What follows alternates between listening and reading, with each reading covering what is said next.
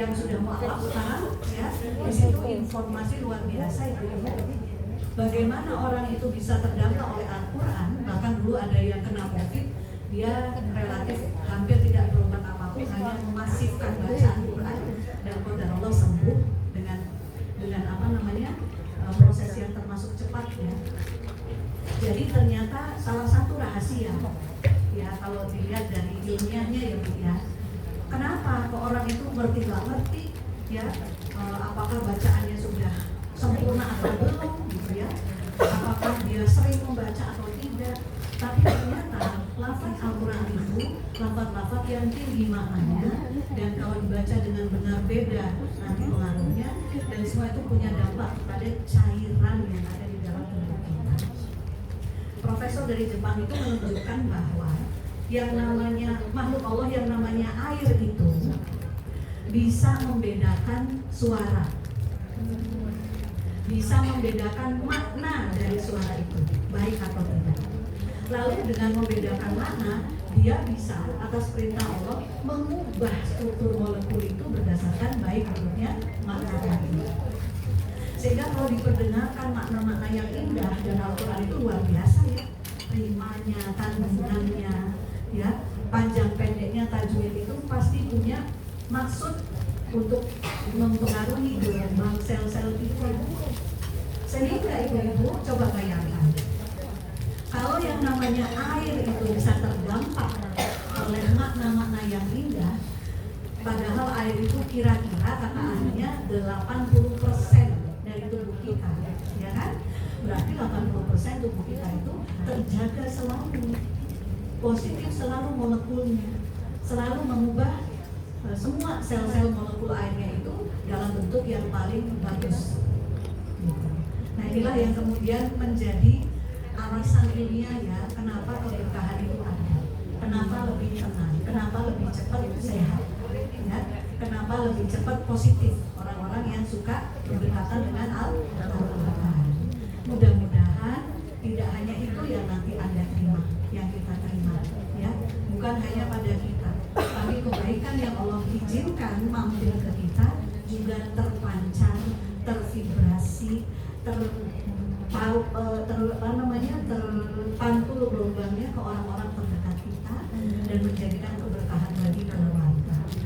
Semangat hijrah terpaksa bisa terbiasa luar biasa. Alhamdulillah. Ibu-ibu, sekarang sesuai dengan amanah yang diberikan ke kami pada kami, kita akan sedikit ya mengenal bagaimana psikologi pra dan lansia.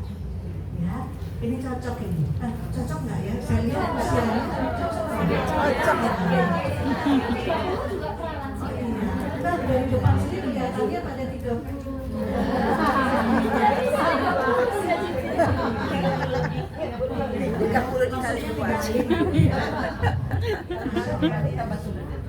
Jadi lebih muda dari umur asli. Ibu-ibu memang ya, saya jadi ingat, saya ini di Bandung kayak pembalap. Saya naik motor karena apa? Kalau naik mobil nggak keburu waktunya. Bayangkan ya yang sudah tahu Tanjung Sari, Jatinangor, Cirunuk, Cibiru dan lain sebagainya, itu kalau nggak nyalip nggak dapat jalan itu. Akhirnya saya dong usia hampir 50 tahun jadi kayak mahasiswa, lupa umur Bu. Ya set gitu kan. Nah akhirnya setelah berbulan-bulan begitu oleh Allah dikasih yang namanya pernah sempat vertigo. Saya nggak pernah tuh vertigo. Lalu dalam teori kami ya, komunitas psikologi belajar, nggak mungkin vertigo ini datang kecuali ya kebanyakan karena stres dan emosi.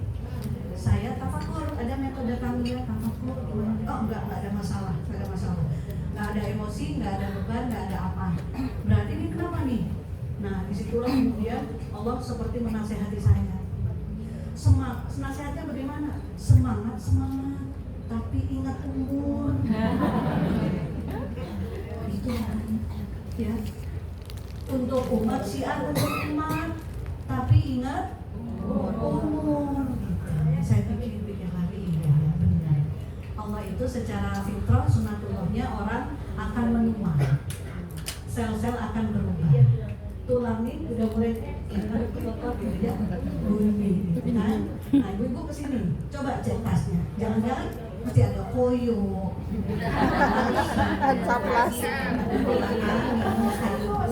kayu putus ya. Nanti malam coba nggak bakal langsung tidur gosong-gosong angin gitu kan. Ya sekarang nggak kelihatan cantik-cantik. Nanti malam kita lihat lagi ya. Nah, jadi ibu-ibu itu pertama, semangat seperti apapun ternyata kita juga harus bersyukur. Karena nekat itu tidak bersyukur. Kita harus tetap memperhatikan bagaimana kebutuhan tulang kita. Bagaimana potensi kita masuk angin, ya. Apalagi yang banyak masalah, itu rentan sakit. Nah, waspadai itu dan atur semuanya sebaik-baiknya, itu bentuk syukur. Ya Bu ya, beberapa kali Allah ingatkan saya dalam kondisi sakit, tapi dampaknya apa? Perencanaan lebih matang, kegiatan lebih lancar, dan saya bisa yang namanya masuk angin, cecetin, vertigo, itu semua Allah peringatkan untuk apa? Mengukur kemampuan, gitu ya. Jadi nanti malam tolong nggak usah pakai curhat-curhatan sampai melekan. Udah tidur aja segera tidur untuk kegiatan deh. Curhat-curhatannya di bus aja, di kendaraan ya Bu ya. Sekarang ibu, pertanyaannya kenapa? Sebetulnya kalau pra dan lansia ini sudah agak terlambat Bu ya. Terlambat apanya? Terlambat informasi. Karena yang di warning oleh agama dan oleh kesehatan itu usia 40 life begins at 40 katanya. Kenapa? Nah ini nih ya, di usia kanak-kanak, remaja, dewasa sampai dewasa akhir kira-kira 30-40, ternyata itu masa-masa peak memuncaknya manusia, laki-laki maupun perempuan. Makin aktif, makin banyak jaringan, makin kaya ide, badan makin kayaknya semakin terampil, semakin gesit gitu ya. Nah, sehingga puncak-puncaknya itu di usia 40-45. Nah, pada saat itu orang biasanya kalau punya usaha bisnis makin lancar di usia itu, makin tahu selah-selahnya, gitu kan? Nah, kalau dia ikut sama komunitas, dia makin ahli, karena sudah bertahun-tahun tuh mulai jadi si konsumsi misalnya, sampai jadi IO-nya, sampai bersih-bersih, sampai memimpin, sampai memberi sambutan, semua udah di rolling. Sehingga usia 40 makin kita udah siap jadi leader, udah siap jadi pemimpin. Tapi semua itu mulai jeblok karena sampai puncaknya dan pelan-pelan mulai menurun. Ya, pergerakan mulai melemah. Mata kok nggak kayak kemarin ya? Masukin benang ke jarum, dulu mecit langsung masuk. Sekarang nggak bisa, gitu kan? Nah, terus agak tambah umur 5 tahun, 10 tahun, udah mulai kenapa nih? Gitu ya. Ibu-ibu udah? Belum. Kayaknya belum umur berapa tuh? 30. Ya. Nah, kemudian pandangan mata sudah mulai kabur, ya, tulang-tulang sudah mulai nggak kompromi, ya kan?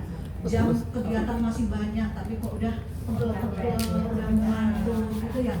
Maunya nambah ilmu, upgrade diri, baca buku, tapi baru buka daftar isi udah daftar isi ini udah diceritain aja lah, diceritain aja nggak usah baca buku katanya kan. Sama juga diceritain tentang buku itu mulai nggak ngerti gitu kan. Nah kemudian ciri-ciri lain dari usia 40 biasanya sudah mulai fix dengan kegiatan dan rutinitasnya. Diajak yang baru-baru, yang aneh-aneh, udah nggak usah udah begini aja, aku nggak bisa gitu ya. Jangankan yang macam-macam, pakai HP aja. Iya, Yang jadul HP-nya apa orangnya? Mau ngetik kalau hilang, ngetik panjang-panjang hilang, mau copy paste hilang, gitu ya? Iya.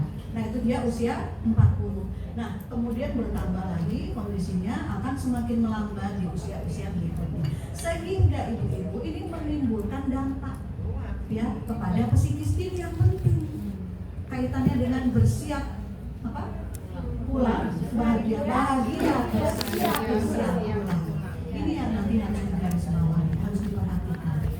Ini yang dikatakan bentuk kita itu punya kesadaran diri, kita tahu kapasitas diri, kita tahu mana kekuatan dan mana kelemahan, lalu kita atur sebaik-baiknya. Nah inilah orang yang paham, orang yang berpikirnya benar, orang yang berpikirnya jernih, gitu ya.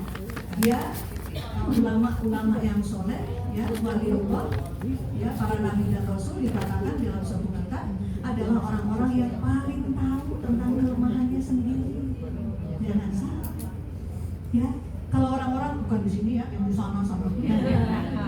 Kalau dikasih tahu kelemahannya, enggak, ibu suka marah deh, suka ngomel, enggak biasa aja, karena sudah biasa ngomel. Apa tuh ngomel biasa, ngomongnya begini, gitu kan? Dari sononya, ya kan? Kita susah sekali kalau ada orang memberi masukan. Padahal orang soleh ulama mencontohkan mereka terus-terusan muhasabah, sehingga mereka paling tahu mana kekuatan dan mana kelemahan. Di marketing bisnis bu, ilmu modern, justru ya orang yang mau memenangkan kehidupan itu orang yang tahu apa kekuatan saya dan kelemahan saya. Gitu. Apa yang dibutuhkan oleh kegiatan ini, apa yang harus saya lakukan, itu dipelajari semua, nggak asal jalan, masya Allah, ya. Nah, jadi ketika usia itu semakin bertambah, sel-sel sudah tidak lagi seperti muda dulu, tulang juga tidak, penglihatan enggak, bahkan motorik semakin melambat. Ibu-ibu terasa nggak? Di usia tertentu ya, mungkin 40-an gitu, hampir 50 gitu ya. Kalau di posisi tertentu berubah itu sakit. Iya, terasa ya. Nah, ada yang mulai dicabut ibu-ibu oleh Allah kesempatannya, ada yang mulai dikurangi. Gitu. Nah, tapi ini nih ya, kalau tidak dipelajari, tidak disiapkan, mentalnya akan terdampak. Apa yang terjadi? Pertama, fisik dan motorik kita melemah. Ya, akhirnya karena fisik dan motorik kita melemah, muncullah keresahan. Waduh, aku nggak kayak dulu lagi. Waduh, kalau kenapa-napa siapa yang bantu? Waduh, ya kalau kayak begini caranya aku nggak bisa lagi begitu, nggak bisa lagi begini kayak kemarin-kemarin. Ya, ketika ini semakin lemah, muncul lagi kekhawatiran apa? Rasanya lebih butuh kepada orang lain, ya, lebih bergantung kepada orang lain. Nah ini perasaan yang mulai muncul pada usia pra dan lansia.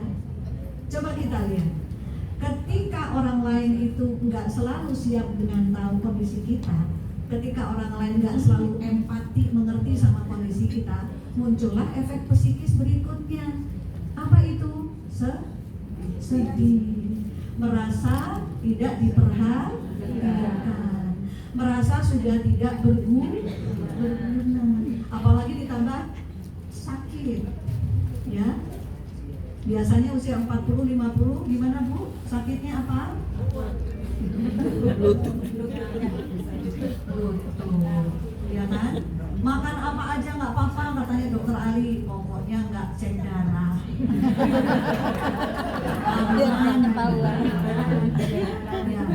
Diabetesnya nggak tahu berapa, kolesterol nggak tahu berapa, asam urat nggak tahu berapa, aman. Tinggal cepat-cepat aja malam-malam, nggak bisa tidur. Ya bu ya. Nah, datangnya penyakit ini lalu memperparah kondisi psikis. Ini saya mau nakut-nakutin dulu. Ya, jangan-jangan sama gitu kan. Ibu-ibu sudah semakin lansia, berharap anak-anak pengertian, tapi kenyataannya anak-anak malah sibuk HP ya. Iya, sibuk sendiri. Saya kemarin ke Bandung, ketemu di Setiabudi sama klien. satu pria dari New Zealand, satu pria lagi saudaranya. Bercerita saudaranya ini gitu ya. Beliau sudah nenek-nenek dan yang bikin beliau masih aktif, energik, happy itu bukan nengokin cucu, tapi berkumpul dengan komunitas, teman sosial. Kenapa nih kok begitu? Biasanya kan kumpul sama cucu seneng. Nggak ada ustazah, yang ada tuh saya dicuekin di rumah anak tuh ya. Yang anak saya yang laki-laki tuh kerja, yang mantu saya di kamar pegang HP. Kalau diingetin, aku ngobrol sama siapa nih nenek nih? Lah bukan nenek udah tahu, aku kan kerjanya memang begini malah begitu. Ya, mantunya malah nyolot, agak nyolot. Karena memang apa pekerjaannya tuh WFH, harus pegang HP dan laptop. Nah anak-anaknya kemana cucunya?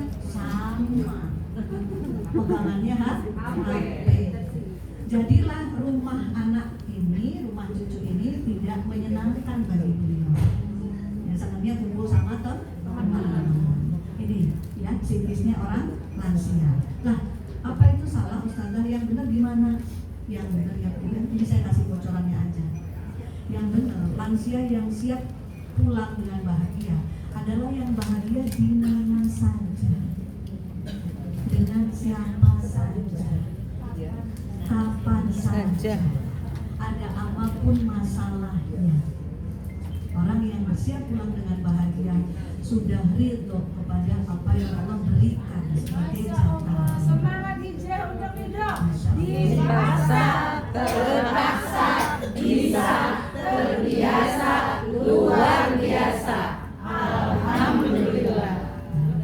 Ya, jadi pertama poin yang penting adalah yuk kita sadar, kita kenali sendiri keadaan diri kita, tapi sambil tetap ridho dan bersyukur, gitu ya. Nah, yang kedua sekarang yang juga menambah PR ya dari Allah adalah apa ibu-ibu, ini perlu saya sampaikan. Lansia zaman sekarang kira-kira beda nggak dengan lansia zaman nenek kita? Beda. Lansia zaman sekarang stresnya lebih banyak mana sama lansia dulu? Lansia Oh, ada yang ngomong saya beda. iya. Jadi lansia zaman sekarang ternyata qadarullah harus menghadapi takdir Allah, ketemu dengan anak cucu yang disebut Gen Z. Gen Z ini perlu kami kenalkan supaya ibu-ibu kalau punya anak cucu ponakan gitu ya sudah siap mental. Inilah jatah yang Allah kasih untuk menjadi amanah ibu-ibu sekalian. Ada apa dengan Gen Z? Gitu ya.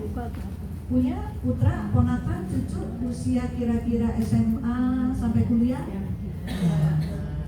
Apa yang ada pada mereka? Mereka lebih sensitif? Betul? Lebih sensitif? Mudah marah?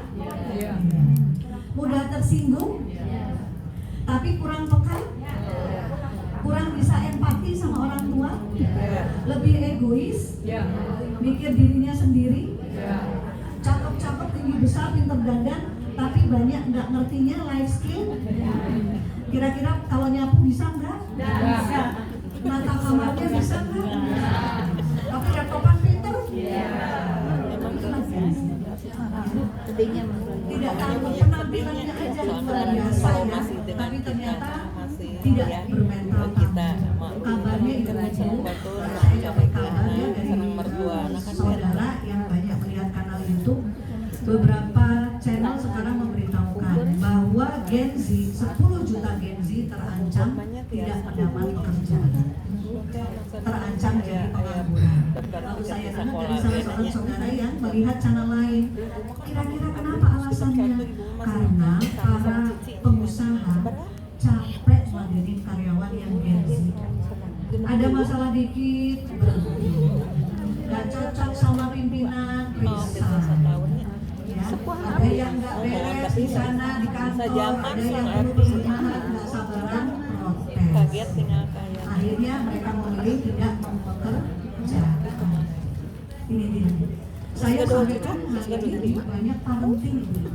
Kenapa? Supaya lagi-lagi kita tahu kalau kaum ibu ya Sampainya mengenal sejamannya anaknya, punya kualitas anaknya ini siap olah atau tidak, maka ibu itu akan lebih siap mengolah anaknya. Itu ini terus Ya. Joshua tidak dua Ketika ibu-ibu hanya ekspektasi tinggi, anaknya jadi hafid Quran, anaknya menang olimpiade, anaknya berprestasi akademiknya, anaknya nanti nilainya bagus keterima di sekolah lanjutan, maka ekspektasi ini tolong dilihat kembali. Karena sekedar ibu ngebahagiakan nggak hari sedikit lahir sekarang ternyata ya anak-anak yang sekolah di sekolah Islam juga bermasalah. Ya. Anak kita harus gaduh bantah ya sama anak.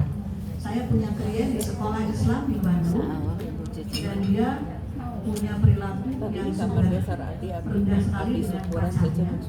Jadi kalau ketemu itu pasti ada aktivitas fun sex.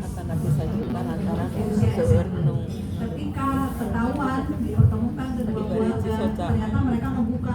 Nah ini kami yang ketahuan aja. Teman-teman tuh banyak yang lesbi dan homo.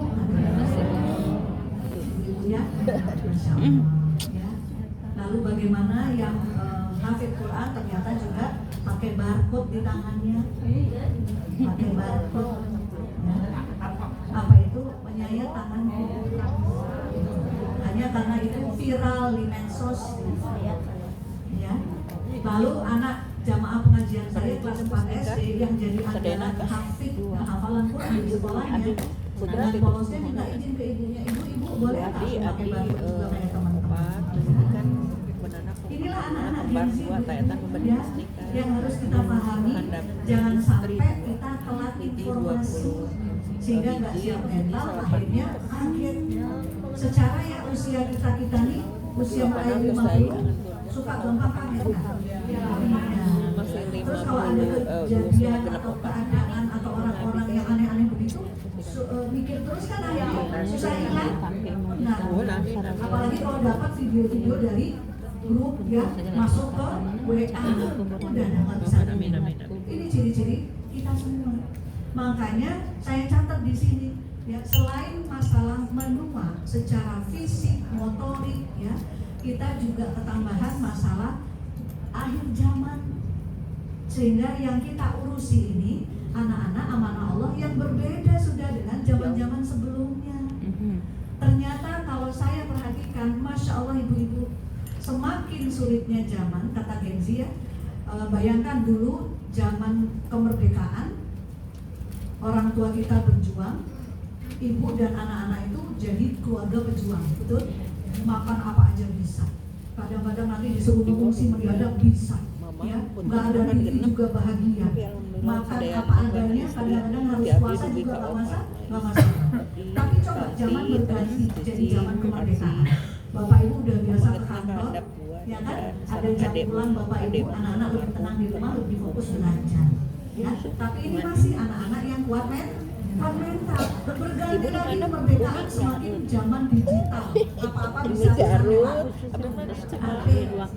Ya, apa-apa bisa ditonton lewat HP. Anak-anak mulai kenal yang namanya mager. Ya, anak-anak sudah nggak suka lagi kegiatan yang harus kegiatan fisik di luar. Kumpul lebaran ibu-ibu sama sepupunya, kira-kira apa kegiatannya? Pakai HP bersama. Ya, mestinya udah sungkeman, mestinya udah nambah kemana, mereka tetap aja di kampung nenek, kumpul main bareng. Ini Gen Z. Nah, dikatakan oleh Gen Z sendiri, semakin zaman itu umur di fakultas ya, seni rupa ITB itu apa minta orang tua, ya, apa-apa gampang dapat senang kan? bingung Dan semakin zaman itu mudah, kata ibu ini, maka semakin sulit zaman sekarang. ITB Karena apa? Orang-orang yang tadi dimanjakan dengan fasilitas kemudahan, anu ya, bungsu nggak pernah lagi berminat untuk istri pemegang tahu kondisi orang lain, nikah kan melihat orang tuanya istri dua bekerja, berusaha gitu ya. Maka orang-orang inilah yang akan melahirkan 22-nya udah hidupnya, sudah dan makan mereka tidak punya life skill untuk yang diperlukan, ya. Maka jadilah zaman masih sulit. tadi Brawijaya di dia tuh di pohon mangga Inilah yang harus kita SMA Garut jalani. sebenarnya di Generasi Garut inilah yang saat ini Allah amanahkan kepada kita. Kita harus realistis. Orang kalau realistis, maka dia akan memaksa dirinya untuk bertahan, beradaptasi, dan survive, bisa mengasuh mereka. Jadi maksudnya apa dengan ini semua, ibu-ibu? Ternyata ya, di tengah kita ini menua, karena fisik dan psikis kita, ternyata Allah titipkan juga beban yang tidak ringan di pundak kita untuk mengasuh mereka tetap untuk menjadi hamba Allah yang bertakwa.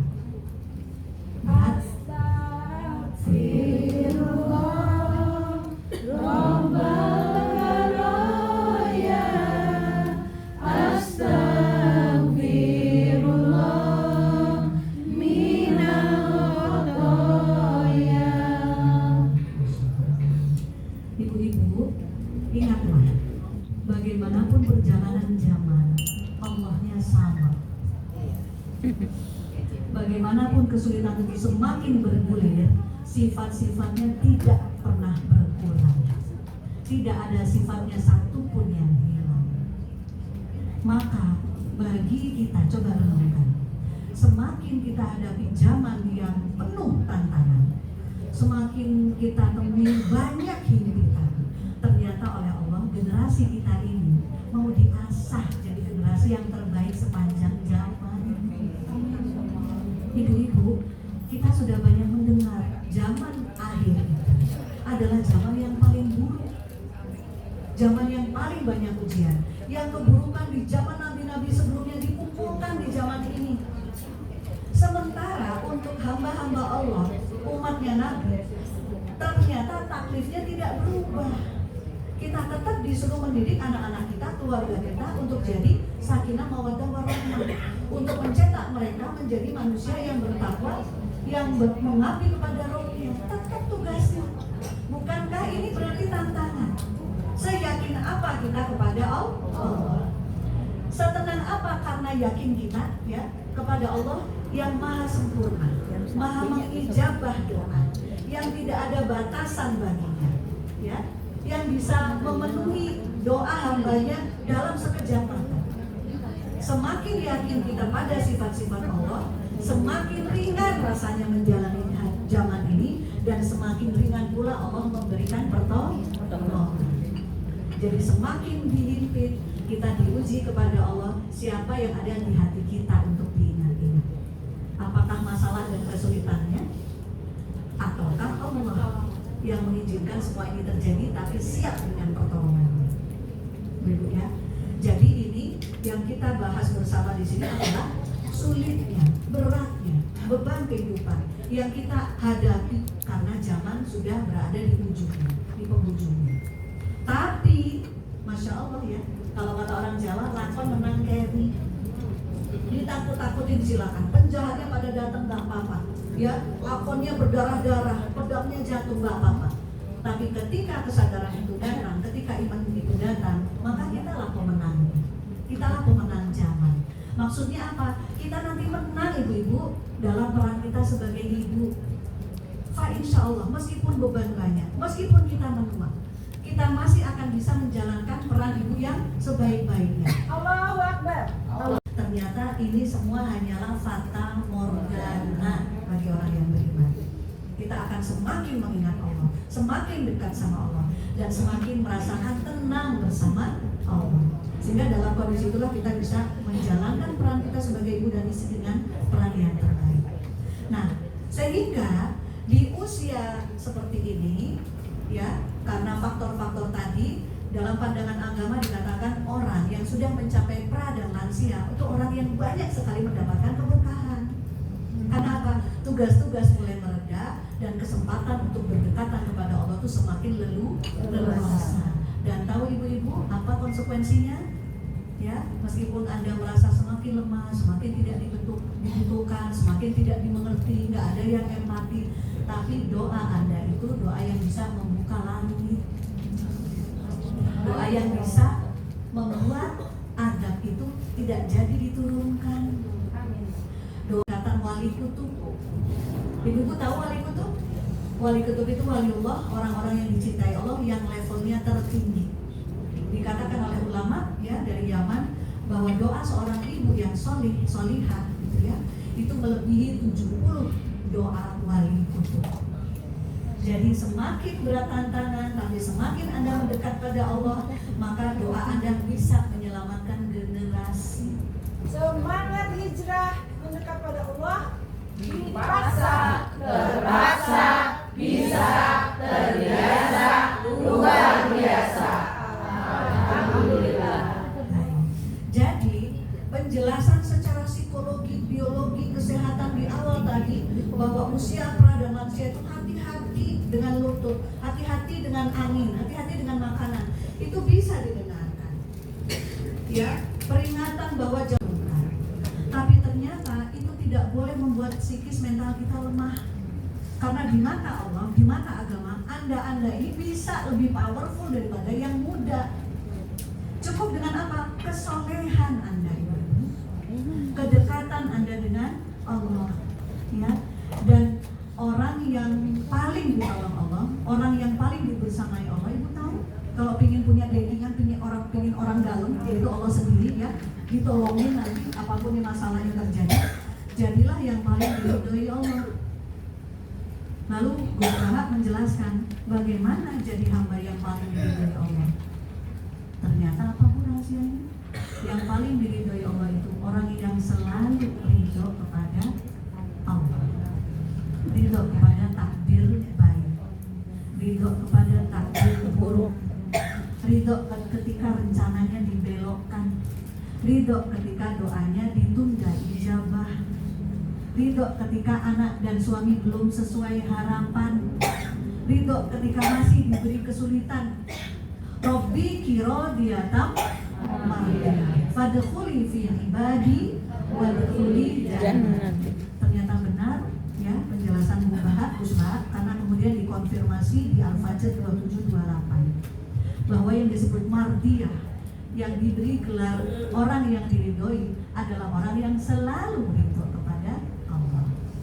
Maka ini yang harus dipegang ibu-ibu, karena ada ayat yang saya sampaikan WA dulu ke Bunda Cici dan insya Allah di-share juga di grup, bahwa ternyata bagi orang-orang yang ingin mendapatkan keberkahan dari Quran, ternyata setitik sebelum keberkahan itu diberikan ada syaratnya, yaitu syaratnya orang yang berharap selalu ridho Allah kepadanya. Baru Al-Quran itu akan diberikan petunjuknya kepada orang tadi, yaitu orang yang apa? Mengejar-ngejar ridho Allah baginya dengan cara selalu berusaha membangun ridho kepada apapun keputusan rohnya. Allahu Akbar. Allahu Akbar. Ya, cerita terakhir ibu-ibu sebagai penutup, saya ingin membangkitkan kepercayaan diri ibu-ibu semua ya. Kita bukan lemah. Kata orang pinter, angka itu hanya usia. Ya, tinggal perhatikan saja apa yang terjadi dengan penambahan usia ini, dan bahkan Anda bisa lebih hebat, lebih kinclong, lebih glowing daripada Anda 10-20 tahun yang lalu. Percaya nggak? Percaya. Kira-kira bisa nggak? Bisa. Bisa. Ingin nggak glowing semuanya?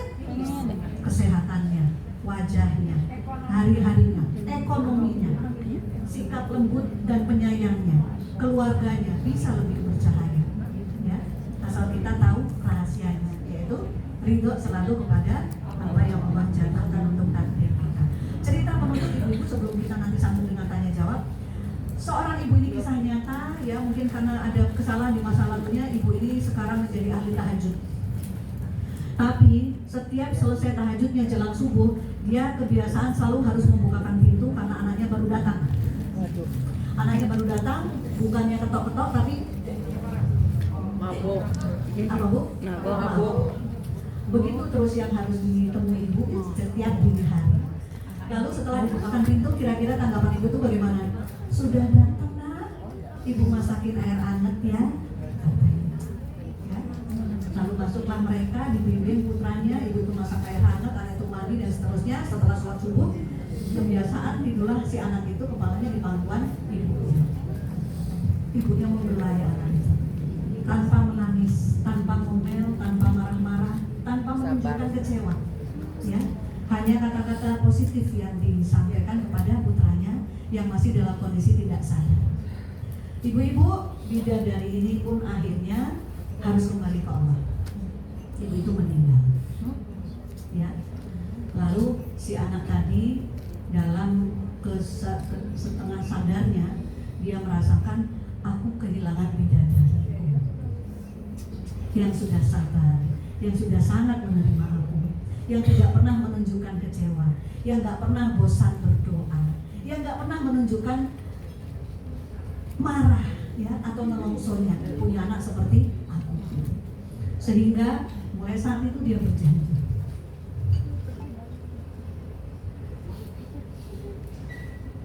demi kebahagiaan ibu itu akhirat di kuburnya, maka aku berjanji aku akan menjadi orang soleh sejak sekarang.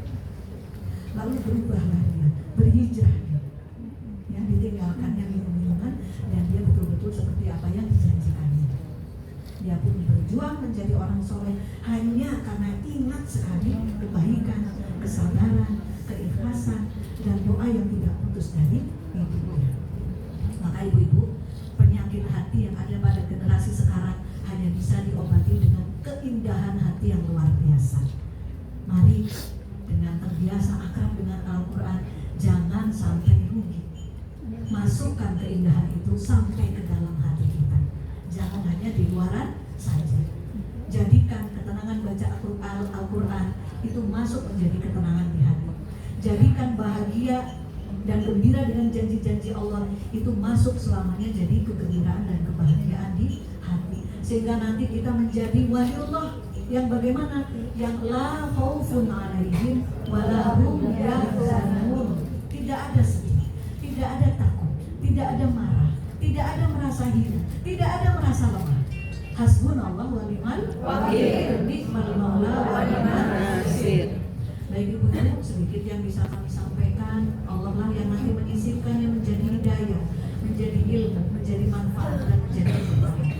Berikutnya ada waktu sekian menit, kita boleh diizinkan untuk sesi tanya jawab. Silakan. Kita akhirnya dengan memperbaiki lebih baik lagi diri kita. Semangat hijrah. Dipaksa, terpaksa, bisa, terbiasa, luar biasa. Alhamdulillah. Masya Allah, Masya Allah. Rasanya kalau mendengarkan cerita dari Bunda Alia barusan ya yang terakhir ini, kita merasa begitu mengena. Kadang kita baru melihat kegagalan yang kecil sekali dari anak kita. Saya pribadi misalnya melihat kegagalan yang kecil, yang sedikit sekali, kita sudah merasa marah kepada anak kita. Mungkin kita kecewa, kita tidak merasa diremehkan oleh anak kita. Kita merasa anak kita tidak menghargai kita. Kita marah, kita berkata-kata yang mungkin juga tidak baik. Padahal itu semua bisa diselesaikan dengan apa? Taqarrub ilallah. Tahajud adalah salah satu usaha untuk taqarrub ilallah. Itu yang membuat lunaknya hati anak-anak kita, generasi kita berikutnya. Ternyata bukan hanya kata-kata yang keluar dari mulut kita yang membuat lunaknya hati mereka, tapi kedekatan kita kepada Allah itulah yang melunakkan hati mereka semua. Semoga kita semua menjadi orang tua ataupun menjadi generasi-generasi yang doa-doa kita akan menembus langit. Generasi-generasi. Alhamdulillah kita ada pada sesi tanya jawab. Pada bunda-bunda ini sepertinya sudah haus untuk bertanya ini. Paling belakang sudah angkat duluan bunda. Mungkin bisa agak maju bunda supaya bisa lebih cepat. Pertama bunda, kedua saya. Bunda ini satu, dua, tiga. Tiga aja bundanya. Karena hanya 15 menit waktu kita. Oh bunda, sebentar ini yang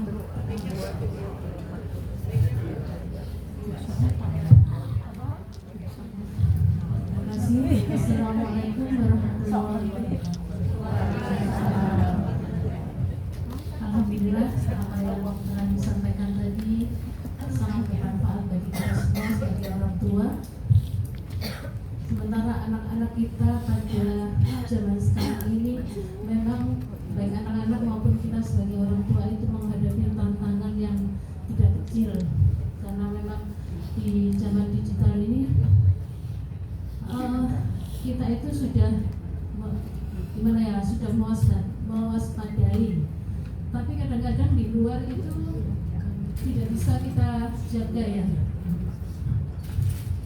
Apalagi yang remaja, yang kecil di rumah, yang di mana di lingkungan kita yang selalu kita awasi itu pun kadang-kadang memang misalnya buka HP ya, buka HP apa yang dilihat itu misalnya tontonan anak-anak itu ternyata muncul iklan yang tidak kita harapkan, kadang-kadang itu nggak ngerti gitu, seperti itu.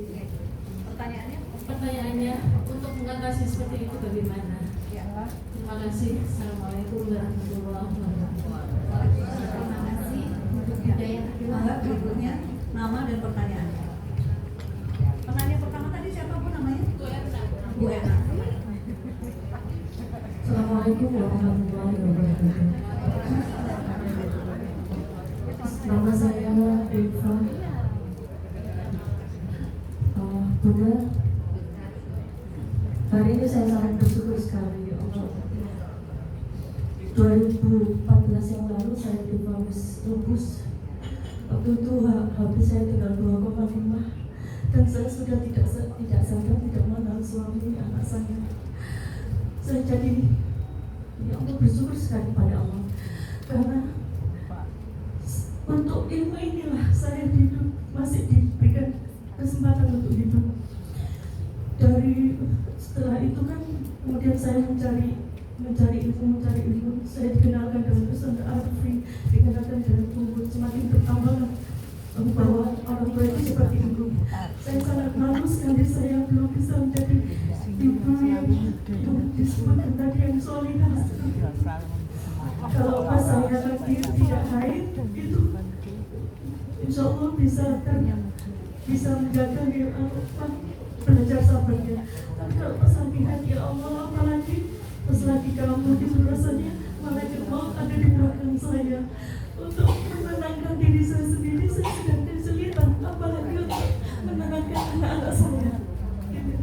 Jadi saya mohon bagaimana ketika penyakit itu menyapa saya lemah, apa yang harus saya harus kemana, saya harus apa dulu gitu Bu. Terima kasih. Pertanyaan ketiga. Monggo yang terakhir. Oh iya.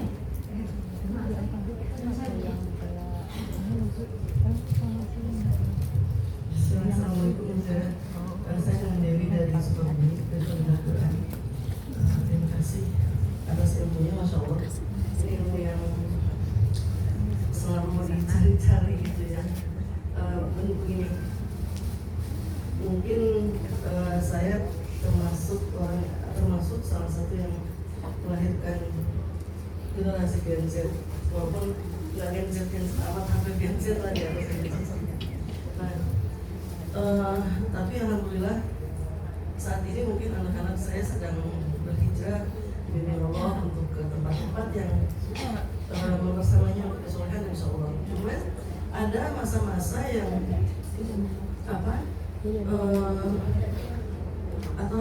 yang membuat kadang-kadang itu anak-anak tidak tangguh gitu. Tidak tangguh dan kayak bukan enak, saya lihat kayak ada sesuatu yang tidak selesai dengan dirinya sendiri gitu. Nah, mereka mencoba berusaha untuk menampakkan tangguh gitu, menampakkan tidak seolah tidak ada apa-apa, tapi saya tahu itu ada apa-apa gitu. Dan ada satu titik yang saya tahu dia tidak berhasil mengatasi itu dari dirinya sendiri gitu. Nah itu kayak kadang-kadang membuat saya gagal gitu.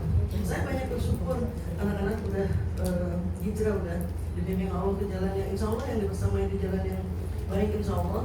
Tapi di satu titik juga kadang-kadang saya suka saya gagal gitu, jadi ibu saya gagal gitu.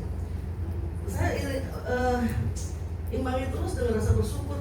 Kamu tuh banyak dikasih kelebihan dari anak-anak kamu, tapi ada rasa gagal itu kadang-kadang sampai ngeri banget gitu. Nah itu gimana ngatasinnya ya Bu? Terima kasih. Assalamualaikum. Masya Allah, pertanyaan yang luar biasa. Ini kalau diteruskan bisa sampai jam 10 malam gimana? Allah, udah ya. Ya, jadi saya juga mohon maaf kalau dalam penyampaian jawaban itu itu dirasa ada yang kurang setia karena terkait waktu juga. Tapi begini, saya mau kasih tahu kunci saja ya. Ternyata kalau kamu mau membereskan semua urusan dengan manusia, maka bereskan dulu hatimu dengan Allah. Karena apa? Karena Allah menagih itu ternyata dari kita semua. Nanti silakan buka Ar-Ra'd 11, Al-Anfal 53. Ya. Ar-Ra'd 11, Al-Anfal 53. Ayatnya ya. Al-Ra'd 11, Al-Anfal 53. Dan buka Google penjelasan tentang takbir mubrom dan mu'allaq. Nanti dibaca. Takbir mubrom dan mu'allaq. Dua macam takbir. Ibu-ibu, kuncinya apa? Sekarang yang ditanyakan itu semua berupa masalah, okay? Dan yang diharapkan adalah perubahan menjadi lebih baik pada diri sendiri, ya. Tadi pertanyaan ibu dan pada anak-anaknya. Ya. Ar-Ra'd 11 dan Al-Anfal 53. Intinya bagaimana ternyata Ar-Ra'd 11. tidak akan semua nikmat itu dicabut, ya, kecuali karena kita sudah berubah. Dan tidak akan nikmat itu diberikan lagi atau tidak jadi diangkat kecuali karena kamu sendiri berubah. Jadi ibu, rumus pertama, sekalipun itu masalahnya ada di luar kita, anak kita, suami kita, lingkungan gitu ya. Karena ternyata selesainya masalah anak itu menuntut perubahan lingkungan, kan begitu pertanyaan pertama. Apapun perubahannya, bahkan dikatakan di Ar-Ra'd itu la yughayyiru ma biqaumin.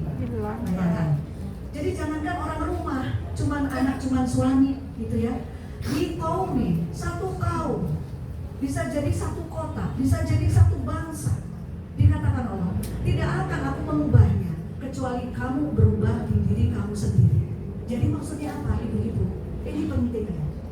Ketika kita lihat kanan kiri masih belum sesuai harapan, kecewa padahal ibu, ya Allah, tahajudnya nggak kurang-kurang, ibu bersabar sudah lama, ibu coba bicara baik-baik dan sebagainya, tapi kenapa belum bisa? Berarti kuncinya apa? Allah masih inginkan satu perubahan di hati Anda. Karena ternyata menurut ulama, yang harus diubah itu bukan amal zahirnya saja, tapi bil khusus amal batinnya. Perhatikan ini ibu, sehingga nanti orang yang mengerti rumus ini dari Islam, rumus perubahan, dia tidak akan berlama-lama kecewa, sedih, dan khawatir atas kondisi di luar. Karena ini kayak remote aja nih sama Allah. Remote-nya udah dipencet belum? Kalau remote-nya ternyata salah pencet, nggak terjadi itu filmnya, tetap aja bakal begitu. Ini nanti di dalam kacamata psikologi, ayat ini akan mendatangkan orang muslim yang super tangguh. Karena dia tidak akan dibuat naik turun merasanya oleh keadaan. Karena dia lihat keadaan, oh ini aku nih, ada yang kurang.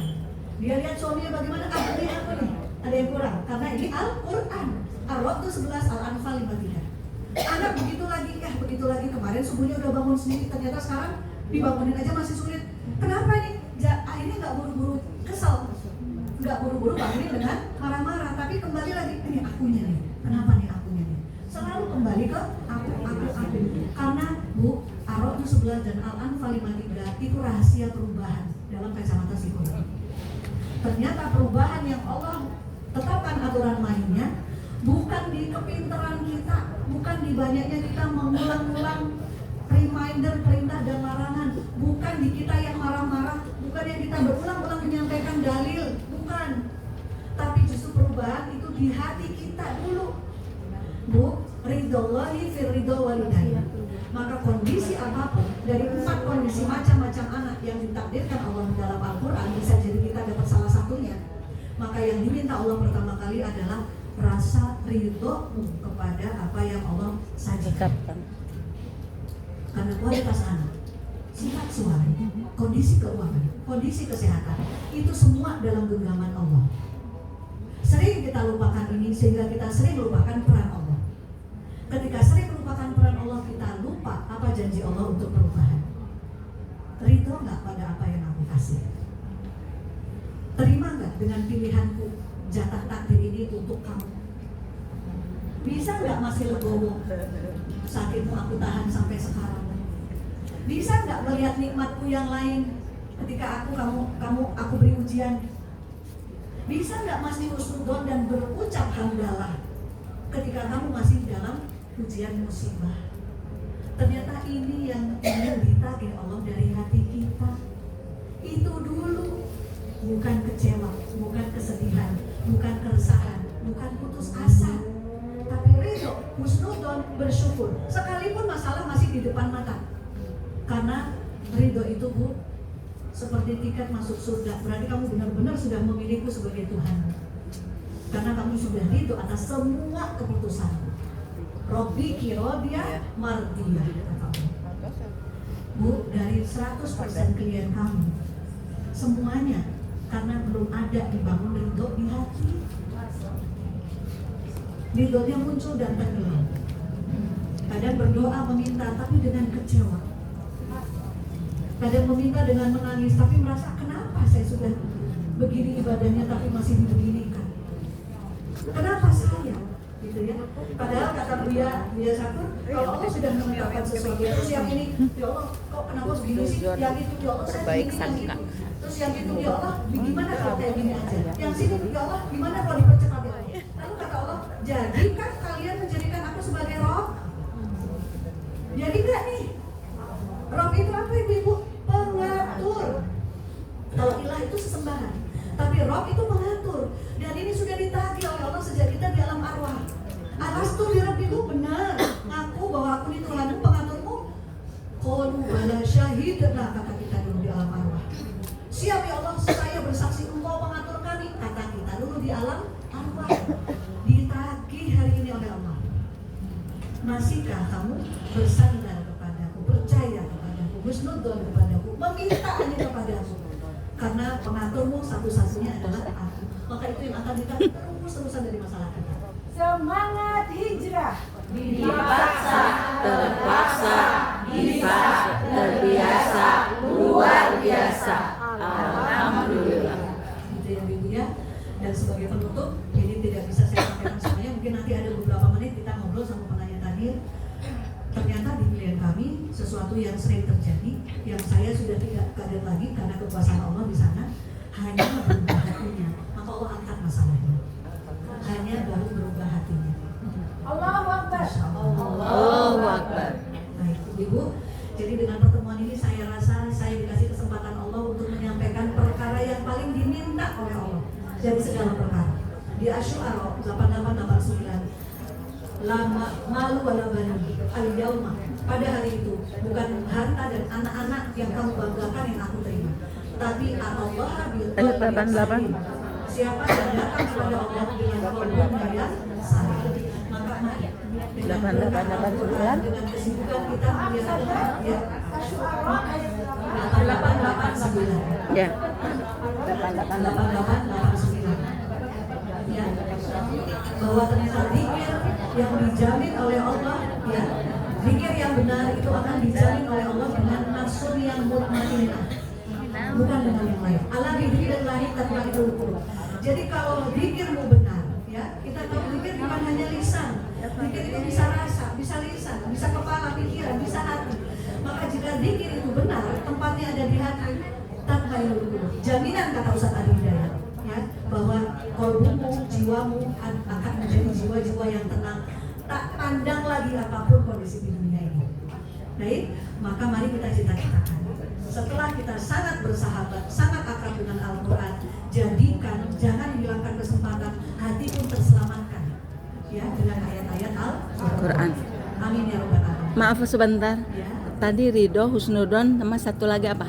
Ridho, husnudon, dan tawakal. Oh ya. Syukur. Ridho, husnudon itu nanti buahnya syukur. Ya. Tapi kalau dalam pelatihan kami, dalam komunitas belajar kami, yang kami bangun di tahap pertama dulu dan berulang-ulang adalah ridho. Karena ridho itu yang pertama dan utama. Kata Syarawi, Imam Syarawi, kalau hamba itu ridho kepada Allah, maka akan direhatkan fisik dan pikirannya. Menerima berarti ya. Ya. Iya. Udah husnudon ya, buahnya syukur. Menjadi hamba yang selalu ridho, Buahnya syukur, maka terus tidak ada lagi tawakal. masalah. Insyaallah gitu ya. Ibu-ibu, mudah-mudahan sore ini penuh berkah.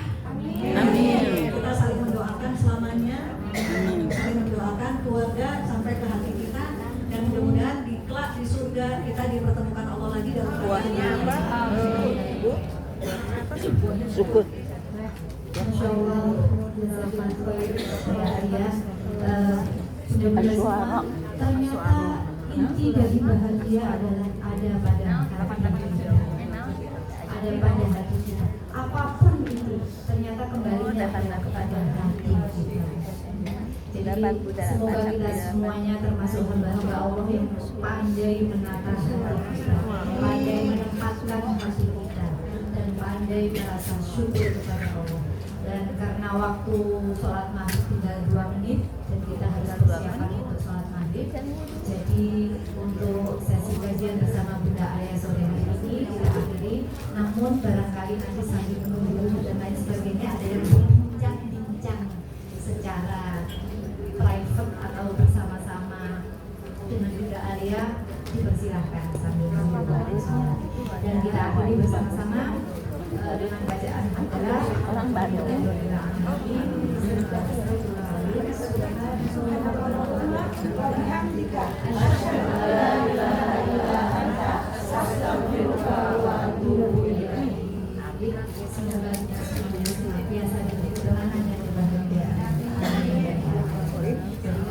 Terima kasih dan mohon maaf atas segala hal.